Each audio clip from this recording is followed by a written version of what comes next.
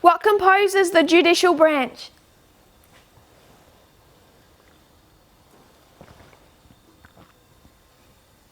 Supreme Court. Yes.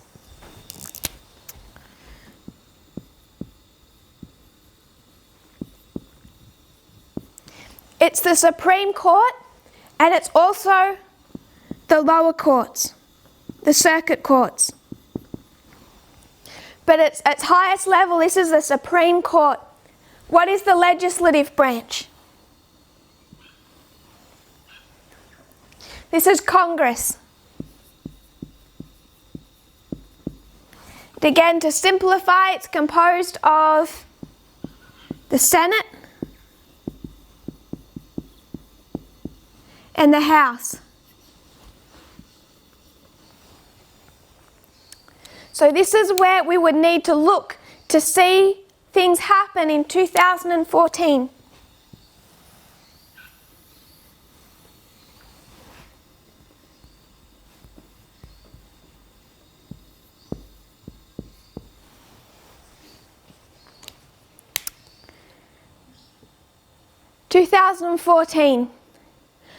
We'll begin with discussing this judicial branch, but to explain the judicial branch, I have to begin with the legislative. So just one point about the legislative. Because if you want to appoint people to the Supreme Court, where does it have to go through? This branch. So just to begin on the legislative, 2014 is a midterm election. And what happens at that midterm election? Quoting from CNN, a Republican tide ripped the Senate away from Democrats Tuesday, giving the Republican Party full control of Congress and the power to pin down President Barack Obama during his last 2 years in office. The thumping win upends the balance of power between the White House and Capitol Hill only 6 years after Obama's Democrats swept to power. In the House, CNN projected the Republican Party will have at least 246 seats, its largest majority since World War II. So what happens in the midterm election in Congress? There is a historic sweep of both the Senate and the House, and the Republicans gain a vice-like grip on both. In the House, the largest Republican majority since World War II. So what's going to happen now it's going to impact both branches of government in Obama's 2 final years as president. So I want to take a step back now, and I want to discuss I want to step back and discuss the Federalist Society. Now, I don't want to spend a long time on this, so I won't. I'll try and give an overview of what some of the research says. We'll have put on the media broadcast later some key articles if you wish to look further into what the Federalist Society is.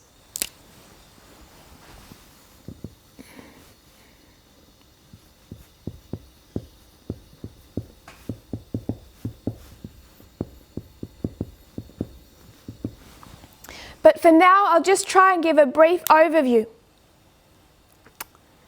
The Federalist Society. In November 15, 2007, nearly 2,000 people filled the Great Hall of Washington's cavernous Union Station for a black tie celebration of the 25th anniversary of the Federalist Society. It was started in 1982. President George W. Bush attended. Chief Justice of the Supreme Court, John Roberts, sent a video salute. 3 other sitting justices, Antonin Scalia, Clarence Thomas, and Samuel Alito, appeared in person to pay tribute. So you have 4 justices of the Supreme Court, and you have the sitting US President. Scalia and Thomas spoke about the group's origins, a story that is critical to its mythology. The Federalist Society was founded in 1982 by 3 law students at the University of Chicago and at Yale.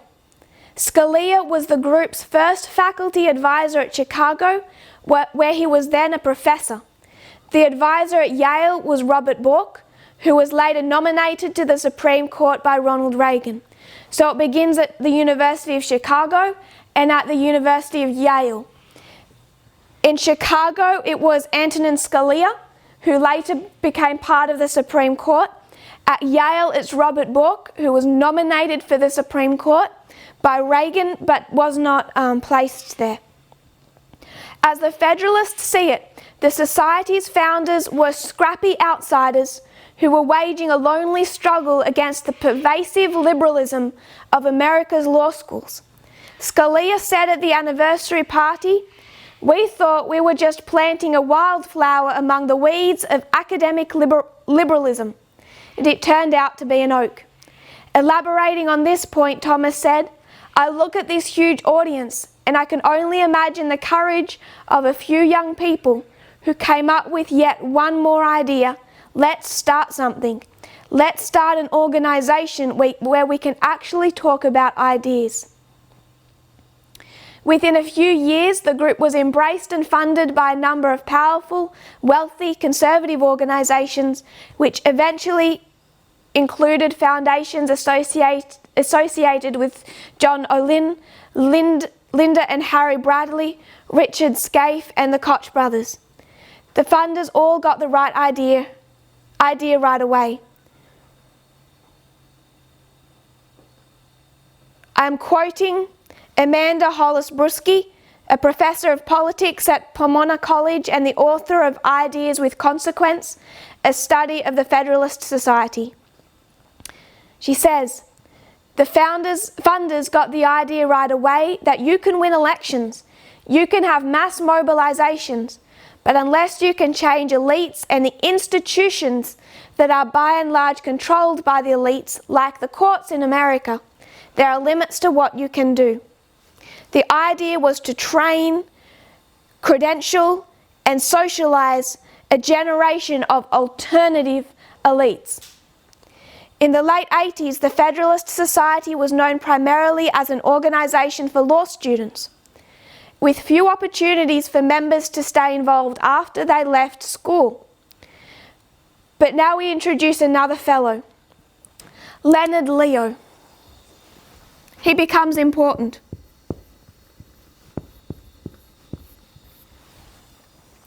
Leonard Leo. Leo founded the Federalist chapter at Cornell Law School before he graduated in 1989, but then decamped for DC. When I was quoting Leonard Leo, when I was in the midst of my clerkship, the Society came to me and said, "Hey, we're not sure the Lawyers Division of the Federalist Society is working, so would you be interested in coming to work for us?" And Leo started at the Society in 1991. Leo set himself a clear goal. The key was to figure out how to develop what I call a pipeline. That's quoting him. He wanted to develop a pipeline where you have these alternative conservative lawyers being trained up in these law schools and create a pipeline where you can get them into key positions in the legislative branch.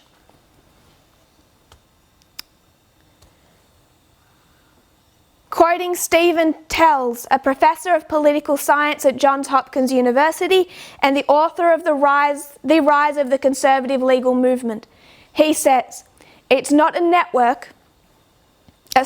hierarchy. Federalist Society is not a hierarchy, it's a network with at its center Leonard Leo. The Federalist Society was in 2008, after the election of Barack Obama, their convention was a downbeat affair. Not least because the outgoing George Bush's Attorney General gave a speech at the Federalist Society convention and passed out mid-speech. It wasn't a very happy year for them, partly because of this issue internally, partly largely because of the election of Barack Obama. This was not the outcome the Federalist Society was designing. The article that will be posted later on the media broadcast, so I won't go through all the steps, but it describes George W. Bush trying to get conservative judges appointed to the Supreme Court and key spots in the lower courts. And you have these people, one Alberto Gonzales. He comes to Washington, he's an outsider, he's a strong conservative, but he isn't part of the Federalist Society, and George Bush tries to appoint him to the Supreme Court. And what does the Federalist Society say? We're not going to let that happen. They launch a campaign to block it. He's conservative, but he's not one of them. That gets blocked. Next, George Bush, 2005, chooses Harriet Miers, another conservative, to join the Supreme Court. What does the Federalist Society say? She might be conservative. We don't care. She's not one of us. She's not a member of the Federalist Society. We don't know her. However conservative is, we're blocking it. So they launch a campaign against her. It's so intense, she withdraws her own nomination after 1 month.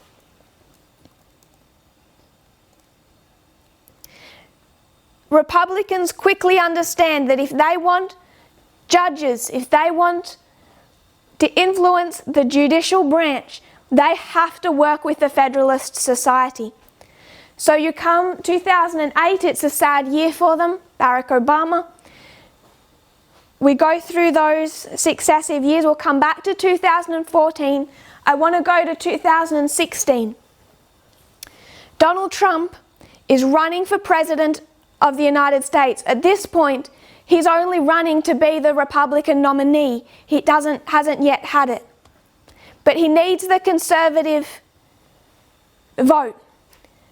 And one of the attacks that Donald Trump is receiving is from these others, people like Marco Rubio, standing up in debates and saying, who is this Donald Trump? You don't know that he's that conservative.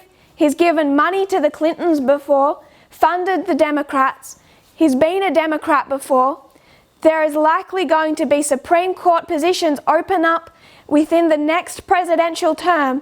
Do you really want to trust Donald Trump with appointing Supreme Court justices? You can't be sure that he's conservative enough. So Donald Trump is under attack for not being conservative enough.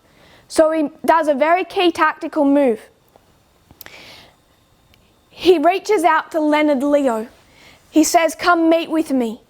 And the two meet in 2016 at the law firm's offices in Washington. Trump was getting closer to getting the Republican nomination, but because of his political history funding Democrats, people were wary. So what he did is he went to Leonard Leo, who was at this stage, I believe he was the vice president of the Federalist Society, and he said, what I want to do, what I, Donald Trump, want to do is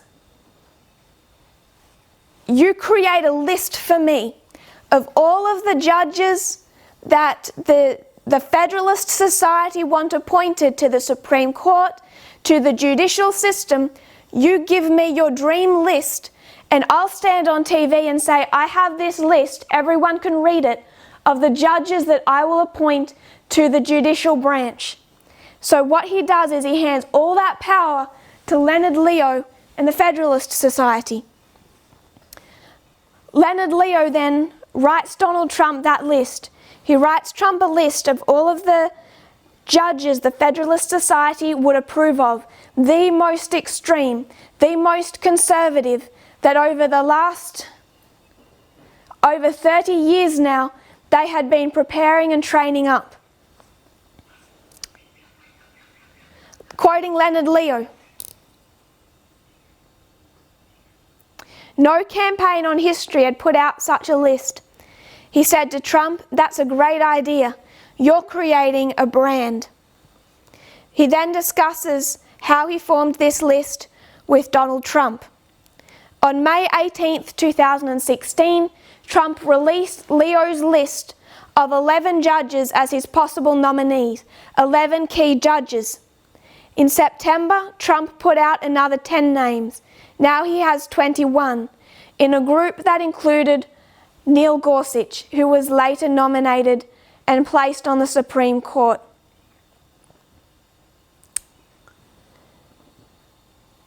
Of the Supreme Court as it stands now, you have 9 judges. 5 of them are members or former members of the Federalist Society. So they've now got a majority of their own people, their own people that they had seen, trained up, prepped, worked with, put through that pipeline straight onto the Supreme Court. 5 out of 9. One of those was the name given to Donald Trump, Neil Gorsuch. But those other 21 names, it hasn't stopped there. It's been through not just the Supreme Court, but the judicial branch.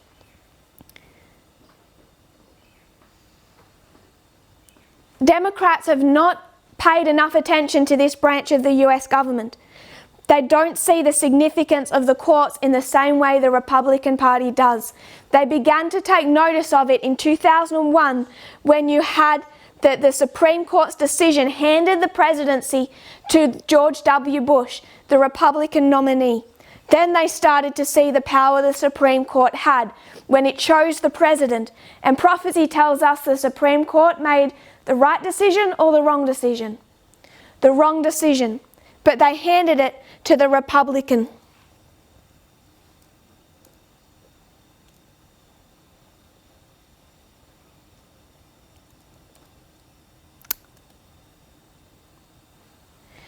May 21st, 2019, the Washington Post puts out a short documentary, it's about 21 minutes, titled The Conservative Movement Transforming America's Courts. It's all based on the Federalist Society. In that, Leonard Leo is interviewed, he speaks.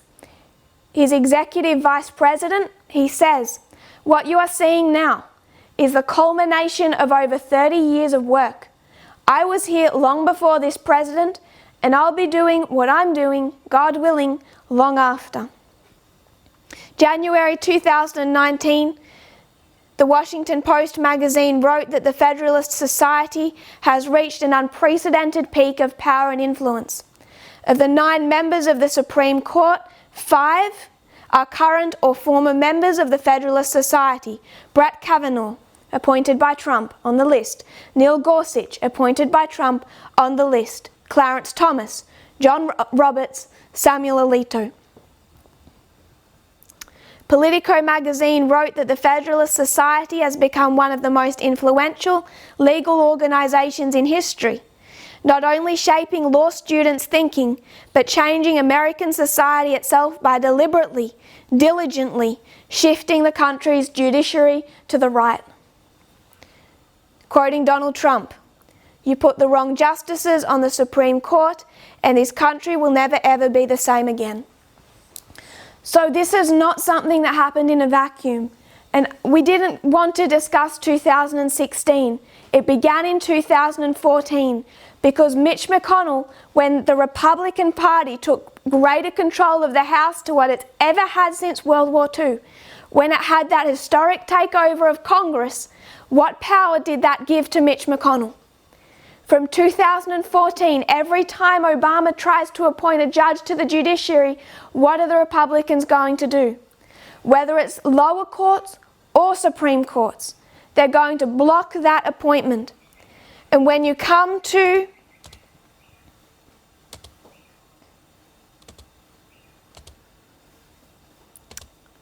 When you come to 2016, all they were waiting for was a president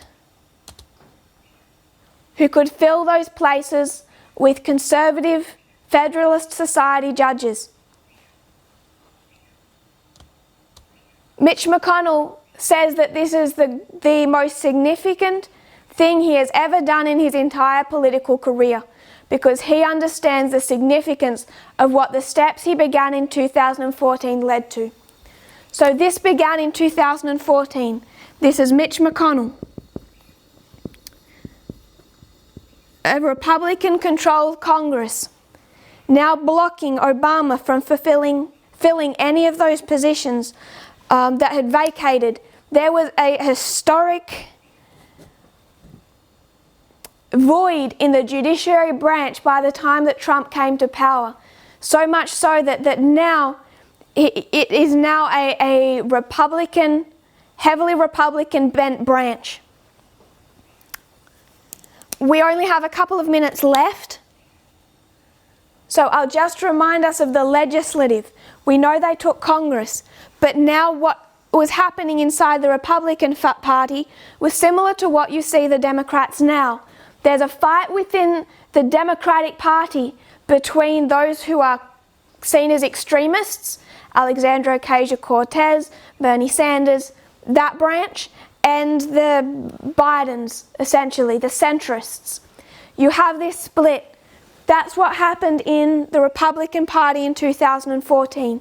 You had the extremists and you had the centrists. And this again was a planned attack in 2012 by Steve Bannon, Stephen Miller, and Jeff Sessions. I referenced last week the Zero Tolerance documentary by Frontline. In 2014, Mr. Bannon jumped from the political sidelines into the arena when a little-known Republican candidate named David Bratt challenged Eric Cantor.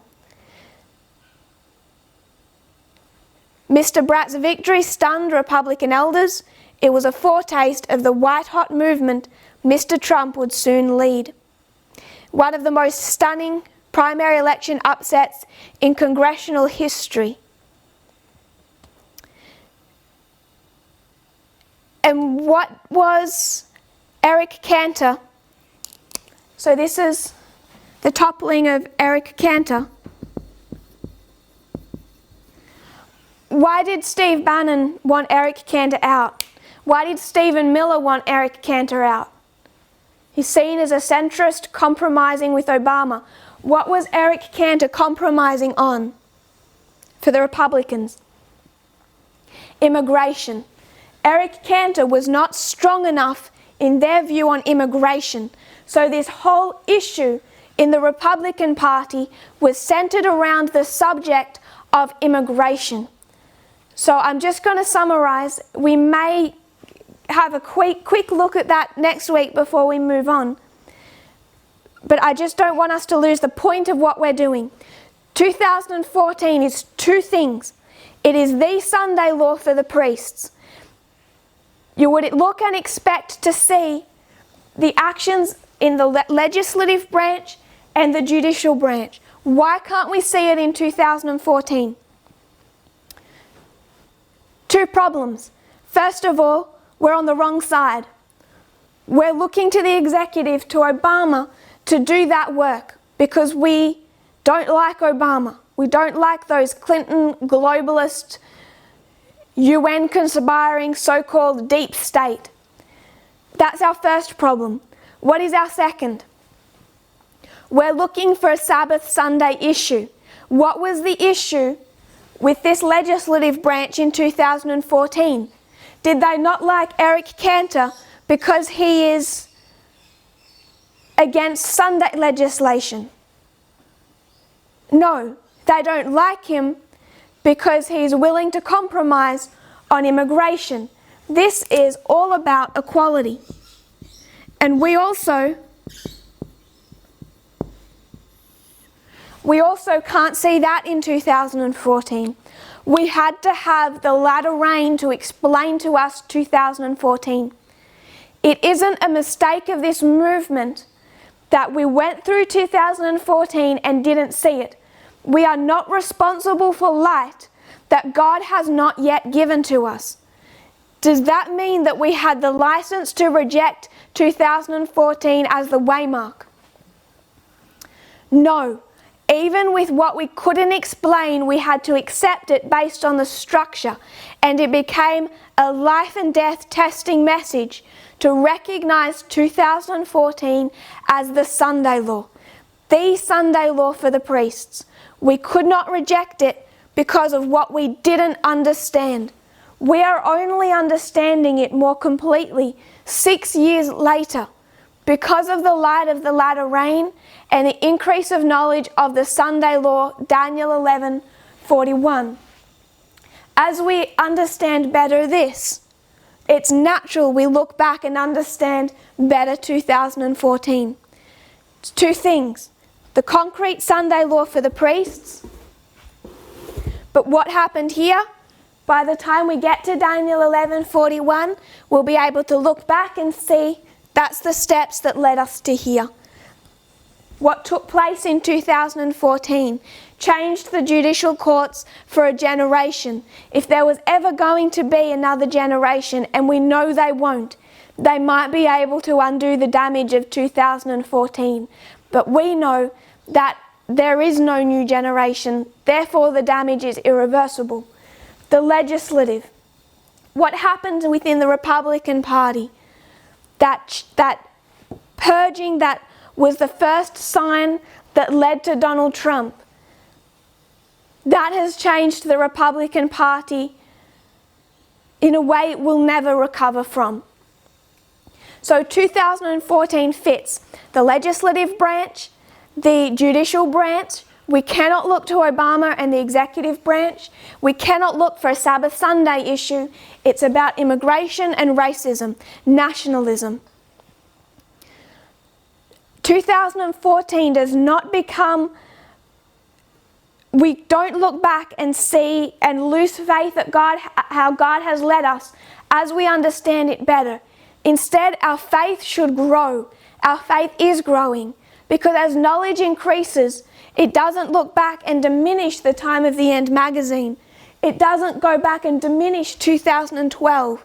Instead, we expand upon it and we see it in even more glory than it was then. But we should have the warning of 2012. Can we wait for all the information to decide whether we accept or reject? No. It's life and death to hold on to the cause and the structure, even when we don't have all of our questions answered. We're here.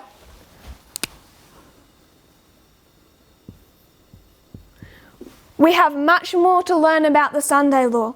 We have far from arrived understanding that waymark, but we are well on our way to having 41 expand the same way verse 40 did. That should increase our faith. We should be excited to see what we still have to learn and unlearn. That process should excite us. We are coming to the point where we will understand 34 AD, but it can't be understood in a vacuum. So I wanted to put this in place before we move on with Millerite history, but because it becomes inevitable that as we advance, we learn and unlearn, and we should be careful that we don't forget how God led in our past history. If we forget how He opened up verse 40, we will struggle to accept how He is opening up verse 41 and all of the subjects around verse 41. Verse 41, we call it a Sunday law because that is what Adventism recognizes. It becomes a symbol. But this is the waymark when the United States speaks as a dragon. It is all to do with external events in the United States. So we should expect to both learn and unlearn. And my hope is that for each one of us, that grows our faith, it does not shrink our faith. If you kneel with me, we'll close in prayer, and then we'll take just a couple of questions before we close finally. If you'll kneel with me. Dear Father in heaven, thank you for our blessings. Thank you for how you have led in our past history. We look back and we see 2012 and what you opened up to us, and how much it is growing, how much it still has yet to grow. I pray that we will be excited by this progress, that it will not discourage us, that it will not cause us to doubt the truth of your leading and of your messages, as we find that in this growth process, our old understandings are too simplistic for what we now need to absorb. I pray, Lord, that you will encourage those that are struggling.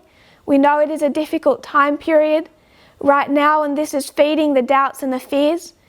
Oh Lord, we've been through much the last 18 months.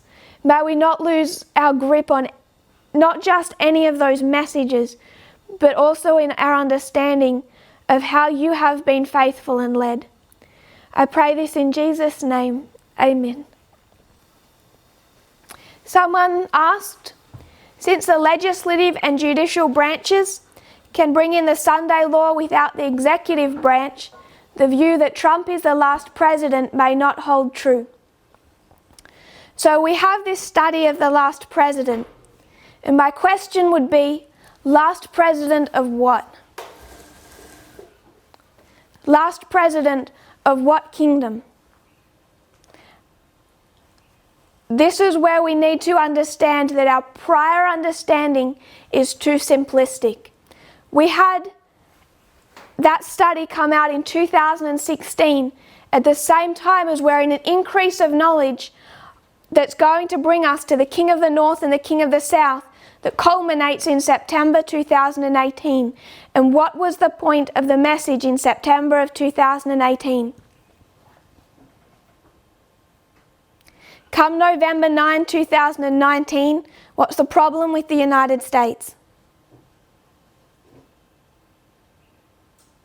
You can already mark it there on a fractal level. You no longer have a republic. From November 9 on the fractal of the priests, you don't have a republic after November 9. So as we look at the study of the last president, I would suggest that we need to expect an increase of knowledge.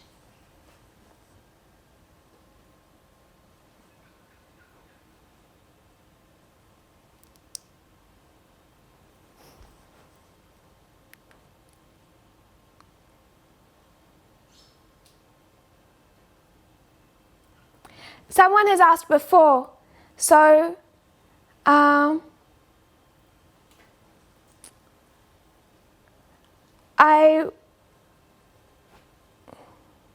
have two questions now. I'll answer both of these and then we'll close. One of them is private. Someone has asked, why do we call it the Sunday law when it is not about Sunday?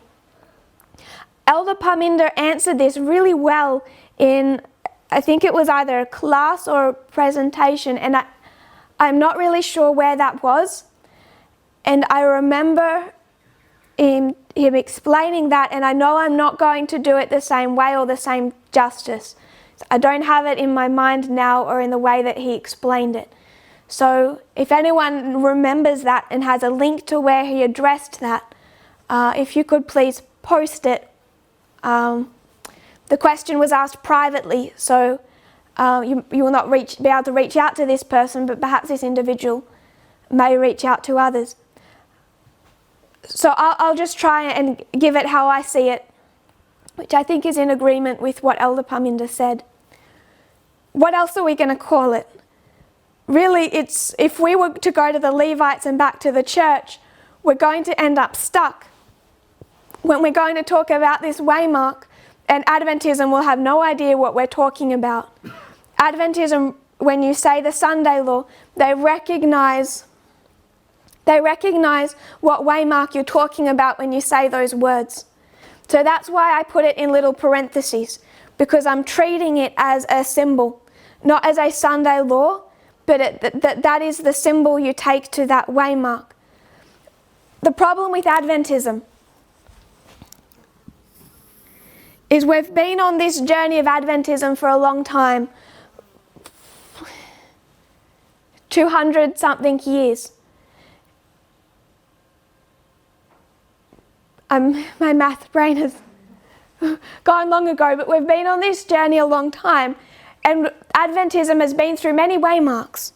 It's been through 1844, 1850, 1863. We've kind of been going step by step through many waymarks, and for many Adventists today, if they're standing here and you're Adventist today, they don't understand 1989. They don't understand a new reform line. So the last waymark that they have to go back to look to and hold on to, is a waymark that's about 130 years ago. So they go back here. It's over 130 years since 1888 and those Sunday law movements. But what else have they got to hold on to or grip onto? It becomes reasonable that they're going to take the last, if you're on monkey bars, you hold on to the last one you've got. They don't have anything else. They don't understand 1850. Even if they did, that's past history. This is the last thing that they have. So if we're going to be able to explain this message to Adventists, we need to be able to help them understand 1888, that they shouldn't be looking here.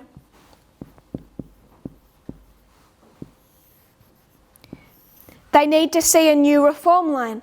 And when they do that, you put 1888 back in its context, which is 1 plus 2 equals 3. 1850, 1888. It takes on the same characteristics as 1850, a symbol. So if we're going to be able to do that for the Levites, for the church, if we were to take that Sunday law waymark and remake it, the first problem we have is we don't actually understand that waymark very well yet. We can call it equality, but that's a poor, very broad term. We're here. We need to be careful that we don't get into the trap of thinking we understand equality, therefore we have the Sunday law figured out. If we did, we'd be here already. So we don't have a proper term to call this yet, and between here and here, between 2021 and the Sunday law, what's our job description? What is this dispensation? It's the harvest for who? The Levites. So of course the message of the Sunday law has to be formalized here, because what message are we going to bring to the Levites? We're going to tell them, next waymark is the Sunday law. You better get ready. So we haven't even reached this formalized message. We don't even have a formalized message to take back to the church about the Sunday law. As soon as we do, we're ready for duty. So we can't just say equality. It's not precise. It's not formalized. And when we go back to the church, the problem that we're going to face is, if we say just a different term for this waymark, none of these people will have any anchoring to know what we're doing or what we're talking about. So it becomes necessary to keep using that term in context, saying it's a symbol, if that makes sense. Last question. There was a question back that was the next one asked, so I'll go with that.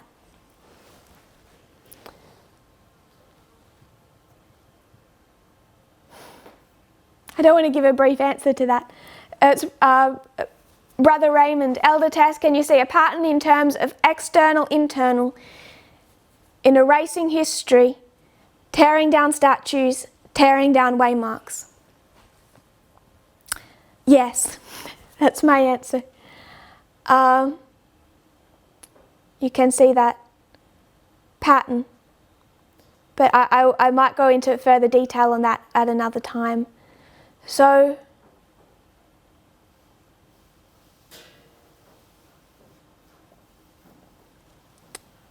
Brother Jeffrey asked, we mark the increase of knowledge of the dispensation 1989 to 9/11 as reform lines and formalization.